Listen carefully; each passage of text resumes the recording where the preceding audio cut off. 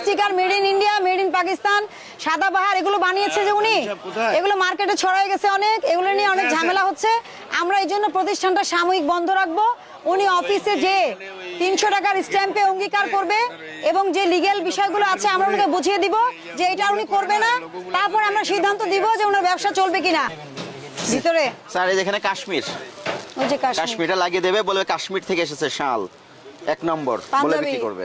এগুলো দিয়ে দিয়ে স্টিকার দিয়ে দিয়ে কম দামি কাপড় অনেক বেশি দামে বিক্রি করে, ভোক্তারা প্রতারিত হয় না? তাহলে আপনার কি উচিত না এগুলো বন্ধ করে দেওয়া, অন্য বিজনেস করেন?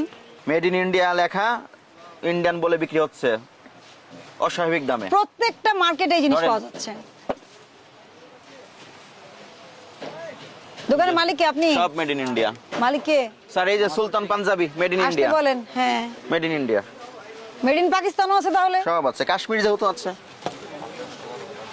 এটাতে জরিমানা হোক। এগুলো কত করে পয়সা, কত করে লাগে? 40 পয়সা। 40 পয়সায় একেবারে 40 পয়সায় made in India.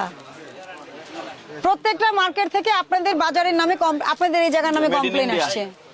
Made in India এই যে এখানেই রাখছে তো সুলতান। মেড ইন ইন্ডিয়া কোথায় তৈরি হয়েছে বলেন তো? এগুলা তৈরি হয়েছে কোথায়? কারখানা কোথায়? নিজেদের কারখানা আছে, ভেরি গুড। আপনার কারখানাতে বন্ধ করতে হবে। কারখানা কোথায় আপনার?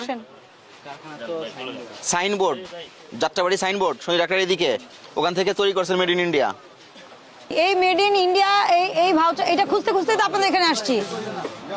এগুলো ঢুকান, ভিতরে ঢুকান। H&M এর কি স্টিকার, ওরে বাবা, মনে হচ্ছে নেম প্লেট। আপনার নাম ছাপাই দিছে নাকি? নিয়ে যান ভিতরে সব। আপনারা যে কি করেন, এইটা আপনি ভাবতেছেন 40 পয়সায় বিক্রি করে দিয়ে আমার দায়িত্ব শেষ, কিন্তু এটা যে মার্কেটে কি পরিবেশ তৈরি করছে এটা তো আপনারা কেউ ভাবেন না। আপনার কত খরচ হয় তৈরি করতে? 60 পয়সা 40 পয়সা খরচ হয়, আপনি বিক্রি করেন কত? বিক্রি করি 60 পয়সা। আর আপনার উৎপাদন খরচ কত? 35 পয়সা আছে, 45 পয়সা আছে। এইগুলো যে বাজারে যে 10 থেকে 12,000 টাকা করে বিক্রি হচ্ছে শুধু ব্র্যান্ডের লেভেলের কারণে। স্টিয়ারগুলো কার কাছে বিক্রি করেছেন? কাস্টমার আসলে কাস্টমার এখানে আছে না তথ্য? সাদাবাহার কোন দেশের 3 পিস? সাদাবাহার কোন দেশের? পাকিস্তানের 3 পিস না, এই যে এখান থেকে বিক্রি হয়েছে। এই সাদাবাহার কিভাবে বিক্রি হলো? বের করেন স্টিকারটা বের করেন। এইগুলো লাগিয়ে পাকিস্তানি 3 পিস বলে বাজারে বিক্রি হচ্ছে 20,000, 26,000, 10,000 সাদাবাহার বিক্রি হয়েছে। 1 টাকা 30 পয়সা করে সাদাবাহার। আগানোরও আছে। এই হলো অবস্থা। যারা ব্র্যান্ড বিক্রি হচ্ছে 2000, H&M বিক্রি হচ্ছে। ট্রেড লাইসেন্সও নাই। ট্রেড লাইসেন্স নাই, ফ্যাক্টরি কি দিয়ে চলে? আপনার কোথায় আপনার ইয়ে? হ্যাঁ সাদাবাহার দেখি, এই তো। আর কি আগানোর দেখি, ওগুলো দেন একটা করে। বাংলাদেশের মানুষের মধ্যে এত ক্রেজ মেয়েদের মধ্যে এগুলো পরার জন্য, কোথা থেকে যে পরে। Adidas, mango, next. বাংলাদেশ থেকে সমস্যা নেই। ইউকেতে যে H&M আছে ওইটার গায়ে তো এটাই লেখা থাকবে, কারণ বাংলাদেশ থেকে ওনার প্রোডাক্ট বানিয়ে নিয়ে যায়। বাংলাদেশ থেকে প্রোডাক্ট বানিয়ে নিয়ে যায়। ওটা গার্মেন্টস অ্যাক্সেসরিজ বিজনেস থাকে। এটা ডিল করে কার সাথে? সরাসরি গার্মেন্টসের সাথে অ্যাক্সেসরিজ কোম্পানির ডিল থাকে, এবং ওনারা গুলো মার্কেটে আসে না, আপনাদের মতো এরকম মার্কেটে আসে না। ওনাদের কোনো রিটেইলার থাকে না, এগুলো সরাসরি গার্মেন্টসে যায়, ওখান থেকে রেডিমেড হয়ে কাপড় বিদেশ চলে যায়, বলা যে মেড ইন বাংলাদেশ লেখা। এই যে আপনার দোকানের ব্যবসায়ীরা যে পৃথিবীর সব বিজনেস এক জায়গায় করতেছে, এটাকে আপনারা কিছু বলেন না?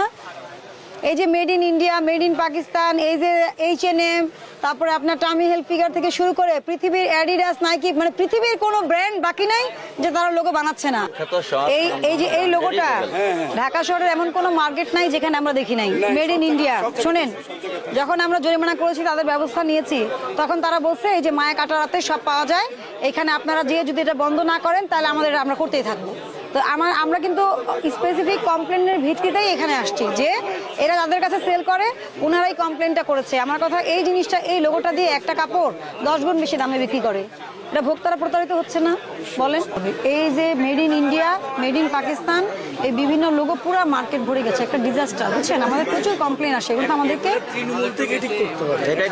এটাই তো তৃণমূল, এটাই তো পাইকারি, এটাই তৃণমূল, এখান থেকে উৎপত্তি, এটাই সোর্স। এখানে কি হচ্ছে? ওই যে নকল logo sticker made in India, made in Pakistan, Sadabahar এগুলো বানিয়েছে যে উনি, এগুলো মার্কেটে ছড়াই গেছে অনেক, এগুলো নিয়ে অনেক ঝামেলা হচ্ছে। আমরা এই জন্য প্রতিষ্ঠানটা সাময়িক বন্ধ রাখবো। উনি অফিসে যে 300 টাকার স্ট্যাম্পে অঙ্গীকার করবে এবং যে লিগ্যাল বিষয়গুলো আছে আমরা ওনাকে বুঝিয়ে দিব যে এটা উনি করবে না, তারপর আমরা সিদ্ধান্ত দিব যে ওনার ব্যবসা চলবে কিনা। ওনার তো ট্রেড লাইসেন্সই নাই, তাহলে বাতিল করার তো কোনো প্রশ্নই আসে না। ট্রেড লাইসেন্স ছাড়াও তো বিজনেস করতে পারবে না, লাইসেন্সটা নিতে হবে। ঠিক আছে, সবাই নিয়ম মেনে চলেন। হ্যাঁ, পরবর্তী নির্দেশ না দেওয়া পর্যন্ত আপনাদের এই প্রতিষ্ঠান ওমর ট্রেডিং, হ্যাঁ কেন আপনারা মেড ইন ইন্ডিয়া স্টিকার তৈরি করেছেন, পৃথিবীর যত বিশ্ববিখ্যাত ব্র্যান্ড আছে সবগুলোর নকল স্টিকার তৈরি করেছেন এবং আমরা আপনার গোডাউনে এখানে এসে প্রচুর পেয়েছি। সেই জন্য আপনার প্রতিষ্ঠান আমরা পরবর্তী নির্দেশনা না দেওয়া পর্যন্ত বন্ধ ঘোষণা করছি। আপনি আমাদের অফিসে প্রয়োজনীয় ডকুমেন্ট সহ এবং আপনার লিগালি যতগুলো আপনি ডকুমেন্ট আপনি ফেস করতে চান, আপনার এই ব্যবসা চালাতে হলে ট্রেড লাইসেন্স করতে হবে, তারপর কি করতে হবে, এই সকল নকল পণ্য উৎপাদন বন্ধ করে দিতে হবে এবং আপনাকে 300 টাকার স্ট্যাম্পে মুচলেখা দিতে হবে। এই সকল কার্যক্রম করার পরে যদি আমরা মনে করি যে এই প্রতিষ্ঠান চালালে ভোক্তা অধিকার অরক্ষিত হবে না, ভোক্তা অধিকার ক্ষুণ্ণ হবে না, তাহলে আমরা এই প্রতিষ্ঠান খুলে দেব।